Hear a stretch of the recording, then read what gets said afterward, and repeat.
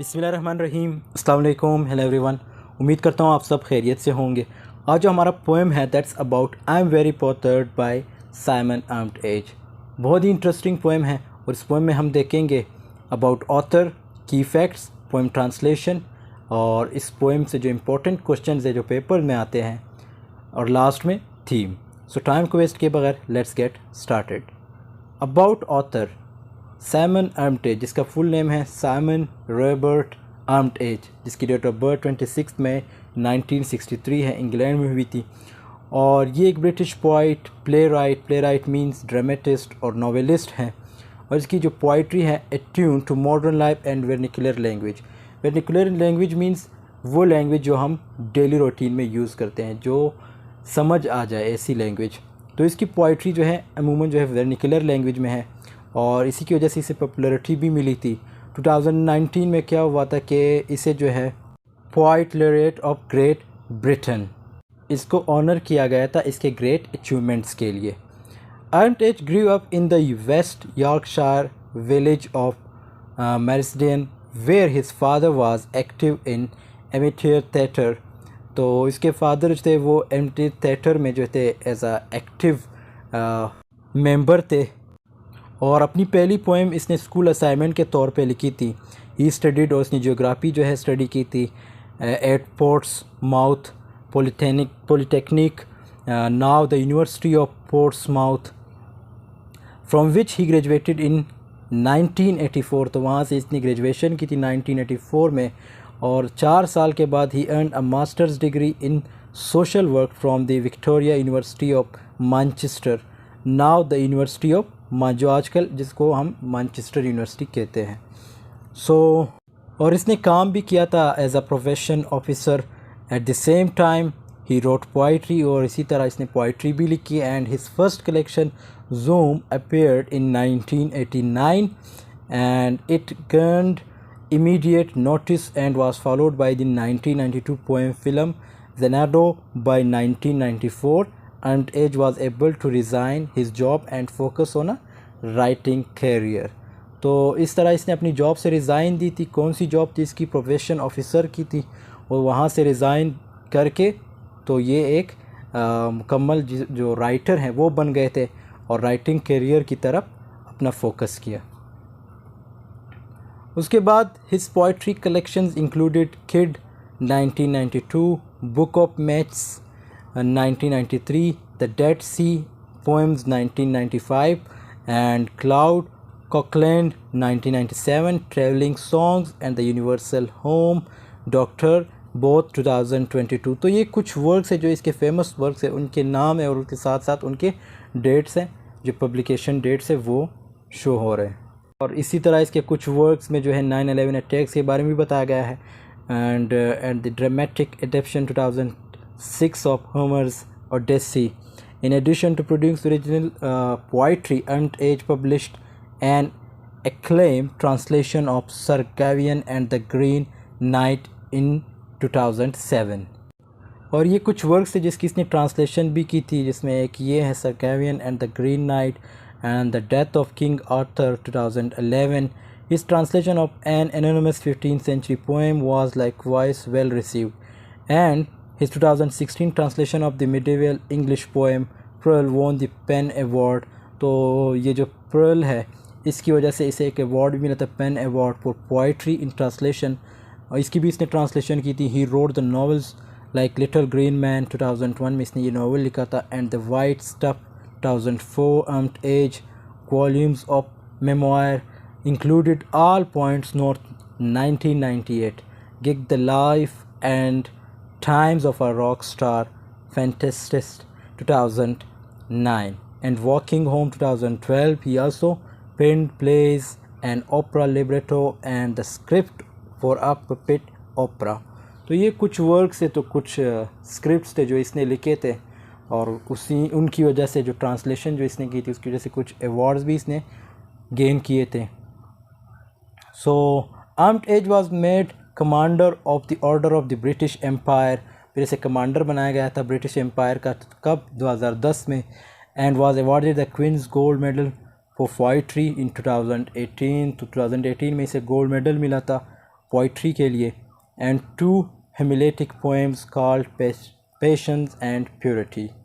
सो नीचे जो पार्ट है आप लोग खुद पढ़ लीजिएगा, इजी है। सो ये कुछ इंफॉर्मेशन थी इसके लाइफ से रिलेटेड, एक शॉर्ट बायोग्राफी थी। इसके बाद हम देखेंगे की फैक्ट्स। तो ये पोएम जो है ये अनकन्वेंशनल लव पोएम है।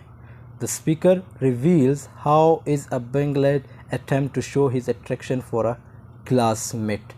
तो इस पोएम में होता ये है कि जो स्पीकर है मीन जो पोइट है वो कैसे अपने जो लव है वो शो करता है किसको, अपने क्लासमेट को, एट द एज ऑफ 13। ये 14 लाइन्स का लॉन्ग पोएम है, means it's a sonnet. So I am very bothered is a sonnet. इसकी कोई राइम स्कीम नहीं है, 3 स्टेंजाज है इसके। जो फर्स्ट 7 लाइन्स हैं, जो पहला स्टेंजा है उसके 7 लाइन्स हैं, और जो सेकंड स्टेंजा है उसके 4 लाइन्स है, और थर्ड स्टेंजा के जो है 3 लाइन्स हैं। So it's divided into 3 stanzas. Armitage employs plain English. Plain English से मुराद इस पूरे पोएम में इसने जो है स्ट्रेट फॉरवर्ड इंग्लिश यूज़ की, वर्निकुलर लैंग्वेज यूज़ की है। जैसे मैंने बताया कि वर्निकुलर का मतलब यही है कि वो लैंग्वेज जो हम डेली रूटीन में यूज़ करते हो, जो लोगों को समझ आ जाए, जो इजी वोकैबुलरी हो। तो इस पोएम में भी इसने सेम सी स्ट्रेट फॉरवर्ड लैंग्वेज यूज़ की है। And use of internal and half rhyme, it is these half lines that give the poem its distinctive rhythm। तो इंटरनल और हाफ राइम का भी यूजेज है इसमें, और इन्हीं हाफ लाइन्स की वजह से, इन्हीं हाफ राइम्स की वजह से जो है जो पोएम है उसको डिस्टिंक्टिव रिथम मिलता है।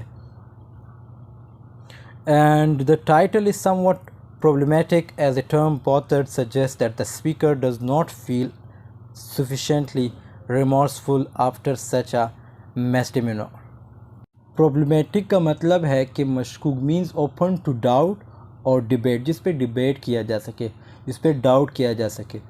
As the term bothered suggests that the speaker does not feel sufficiently remorseful। Remorseful का मतलब ये है कि feeling और expressing pain और sorrow for sins और offenses, मीन्स जो गुनाह आपने किए हैं उसके लिए जो आपके फीलिंग्स हैं, पेन महसूस करना मीन्स सारो। And the other thing after such अ मिसडेमिनर। सो मिसडेमिनर का मतलब है जो बुरे अमाल करता हो उसको हम मिसडेमिनर कहते हैं। And the narrator finds romance with in a bad thing he did and tells the story in a way that feels like his wrong doings are a build up towards what is ultimately a love confession। तो इसमें जो point है उसने क्या किया है ये तो आगे हम डिस्कस करेंगे। मतलब मैं शॉर्ट बता रहा हूँ कि इसमें पॉइंट ये करता है कि जो ये 13 इयर्स का होता है, एक स्कूल में पढ़ रहा होता है, तो वहाँ पे जब क्या होता है कि एक लड़की को इम्प्रेस करने के लिए ये कुछ ऐसी हरकत कर लेता है जिससे क्या होता है उस लड़की के जो है हाथ जल जाते हैं। तो ये हम आगे डिस्कस करेंगे जब पोएम की ट्रांसलेशन देखेंगे। और ये जो है फर्स्ट पर्सन नरेशन है, इंजम्पमेंट का यूज़ हुआ है, literary element, and he uses words that don't traditionally rhyme but that either sound similar or have a similar rhythm such has played and handled to create a consistent pulses throughout the poems. And lines 1 to 7 gives an explanation of why he did it। तो lines 1 से लेके 7 तक means जो पहला stanza है उसमें ये बताता है, एक्सप्लेनेशन देता है कि उसने ऐसा क्यों किया। और फिर इसी तरह लाइन्स 8 से लेके 11 तक स्टोरी बताता है उस इंसिडेंट का जो हुआ था केमिस्ट्री लैब में। और 12 से लेके 14 लाइन्स तक ये क्या बताता है, जो लास्ट स्टेंजा है, describe the consequences of his stupid action. ये एक स्टूपिडिटी थी जो इसने शो कराई थी। And the language and words in the poem are use to show the poet's feelings, the sounds of the words are very important. The same assonance uses जो है इसमें है। एसोनेंस से मुराद when a sound inside a word is repeated, for example blades and played, flame and name. The repeated sound here shows how the memory is playing on his mind. तो assonance का use हुआ है, ये एक literary device है। इसी तरह इलिट्रेशन है, ये भी एक लिटरेरी डिवाइस है, इसका यूजेज है। इलिट्रेशन से मुराद, alliteration is when the first letter of more than one word is repeated. For example, Blades and Benson burner. Here the illustration shows the dangerous thing he did to the girl. और उसके बाद हम देखेंगे poets के views जो इसने ये poem लिखा है. Simon Armitage is being very honest in the poem. तो इसने बड़ी हॉनेस्टी के साथ इस पोएम को लिखा है. जो इसके साथ हुआ था और जो इसने किया था, हॉनेस्टी के साथ उस पूरे इंसिडेंट को जो है एक्सप्लेन किया है. And when he confesses to his stupid action which seriously hurt the girl, और इसकी इस हरकत की वजह से वो जो लड़की थी वो हर्ट भी थी. एंड व्हेन ही वाज 13, जब ये बिल 13 साल का था. कौन? Simon Armitage. He thought that he loved the girl. उसका ये ख्याल था कि वो उस लड़की से मोहब्बत करता है. He did not know how to show it then, लेकिन इसे ये नहीं पता था क्योंकि 13 ईयर्स में इसे ये नहीं पता कि मोहब्बत को कैसे शो करते हैं. तो इसने कुछ ऐसी उल्टी हरकत की थी. ये आगे हम पोएम ट्रांसलेशन में देखेंगे कि उसने ऐसा क्या किया था. So he try to attract her attention by doing something outrageous. Now that he is grown up, he feels very guilty for the harm he did to the girl. outrageous का मतलब है ग़ज़ब आलूद. तो अब हम देखते हैं पोएम की translation. So the first lines like I'm very perturbed when I think of the bad things I have done in my life. पहले दो लाइन में पोइट ये कहता है कि मैं बहुत अनहैप्पी होता हूँ जब मैं अपने आमाल के बारे में सोचता हूँ, जब मैंने अपनी ज़िंदगी में किए जो माजी में किए थे, मतलब जो अमाल उसने माजी में किए थे अपनी ज़िंदगी में किए थे उसके बारे में जब भी पोइट सोचता है तो मतलब निदामत फ़ील करता है, शर्मिंदगी फ़ील करता है और अनहैप्पी हो जाता है. एंड बॉदर मीन्स, बॉदर का मतलब पहले समझो, समथिंग और someone that cause trouble, a source of unhappiness, और मेक कन्फ्यूज्ड और परसेक्स्ड और पजल्ड. तो पहले दो लाइन में पोइट्स ने जो किया था माजी में, जो अमाल किए थे या जो वाक़या इसके साथ हुआ था या जो केमिस्ट्री लैब में जो इसने किया था, तो उस पे जो है निदामत फ़ील कर रहा है. अब उसने केमिस्ट्री लैब में क्या किया था, थर्ड लाइन में हम देखते हैं. Now not least that time in the chemistry lab.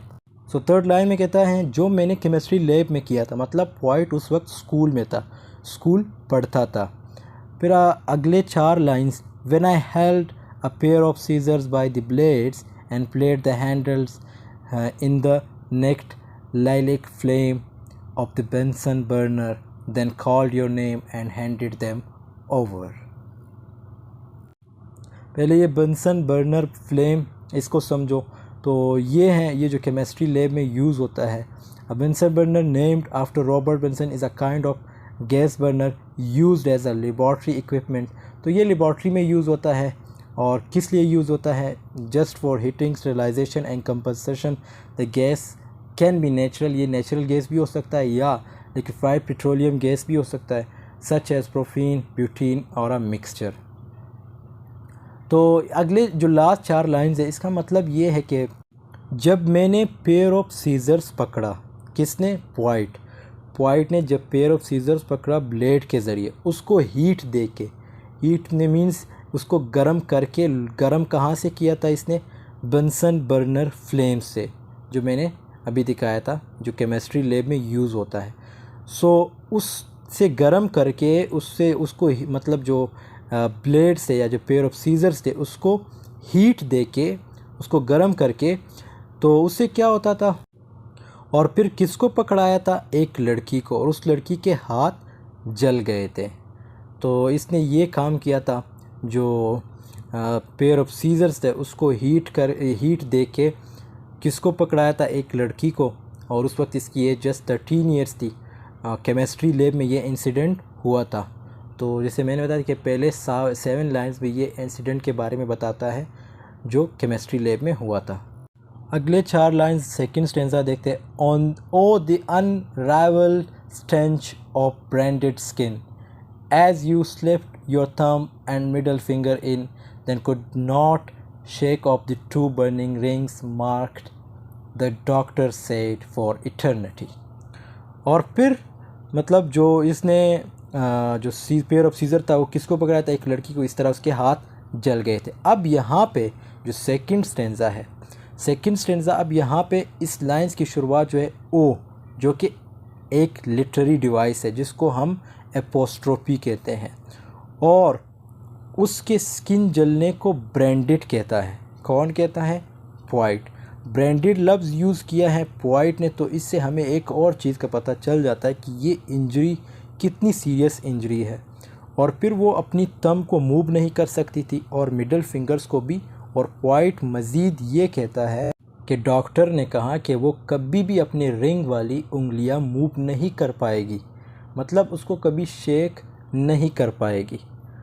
और लास्ट स्टेंजा में क्या बताया गया है कि don't believe me please if I say that was just my butter fingered way at 13 of asking you if you would marry me. अब poet यहाँ पे इम्पेरेटिव यूज़ करता है और रीडर से डायरेक्टली बोलता है कि मुझ पे बिलीव मत करना प्लीज़। यहाँ पे पोइट्स अपने रीडर्स को हैरत में डालता है, means he wonders his readers, हैरत में डाल रहा है कि आया वो सिंपैथी शो करे या नफ़रत। और पोइट मज़ीद कहता है कि वो मेरी केयरलेसनेस थी कि मैं उसे 13 एज में शादी का मैंने उससे पूछा या कहा। बटर फिंगर का मतलब है केयरलेस, और ये एक बेवकूफ़ाना हरकत थी जो पोइट ने केमिस्ट्री लैब में की थी। सो आई होप ट्रांसलेशन की समझ आई होगी। अब हम देखते हैं इसके important questions. So the first one जो कि पेपर में चांसेस है इन क्वेश्चंस के आने के, the poet confesses to something he did when he was younger, write one paragraph explaining that he did. पहले क्वेश्चन का मतलब ये है कि पोइट ने ये एक्सेप्ट किया है कि जो उसने यंग एज में किया था केमिस्ट्री लैब में एक लड़की के साथ उसके हाथ जलाए थे, तो उसको एक्सप्लेन करो अपने पैराग्राफ में। सेकंड क्वेश्चन ये है, how do we know that the girl in the poem was badly hurt. So ये इससे हम से जो फर्स्ट स्टेंजा है उसमें हमें पता चल जाता है कि किस तरह उसको इसने बैडली हर्ट किया था। What excuse did the boy give for what he did. So ये भी इजी क्वेश्चन है, क्या एक्सक्यूज़ उसने दिए थे जो मतलब पोइट था Simon Armitage. Choose a word from the poem that shows Simon Armitage feels guilty now that he is older. तो जैसे इस पूरे पोएम में इसने वर्निकुलर लैंग्वेज यूज़ की, मीन्स सिंपल लैंग्वेज यूज़ की, तो कुछ ऐसे वर्ड्स आपने चूज़ करने होते हैं इस पोएम में जिससे ये शो हो, जो एग्जामिनर हो उसको ये शो कराओ कि ये ऐसे वर्ड्स हैं जिससे पोइट जो है गिल्टी फील करता है। Choose a word from the poem that shows how Armitage felt about the girl when he was 13। If the boy was keen on the girl why did he hand her the scissors. तो उसने इसके हाथ क्यों जलाए थे अगर वाकई वो लड़का उसे लाइक करता था उस लड़की को। What different feelings are shown in the poem, क्या डिफरेंट फीलिंग्स जो है शो कराए गए हैं। Write the 3 sentences about the different feelings. तो 3 सेंटेंसेस आपने लिखने होते हैं। और इस तरह जो लास्ट क्वेश्चन है, आखिरी जो 2 क्वेश्चन हैं, देयर आर, अब यहाँ पे ये फिल इन द ब्लैंक्स हैं। There are 3 stanzas in the poem, 3 stanzas इस पोएम में, and there are dash lines in the first stanza. First stanza में कितने लाइन्स है? 7 लाइन्स है। And there are dash lines in the second stanza, second stanza में कितने lines है? 4 lines है। और आखिरी स्टेंजा में कितने लाइन्स है? 3 लाइन्स है। तो ये कितने लाइन्स बन गए? All together they are 14 lines which makes a kind of poem called a sonnet. तो ये 14 लाइन्स बन जाते हैं जिसको हम फिर सोनेट कहते हैं। The longest stanza is the first one, क्योंकि फर्स्ट स्टेंजा में जो है 7 लाइन्स है, which shows how guilty he feels because he can still remember what happened so clearly.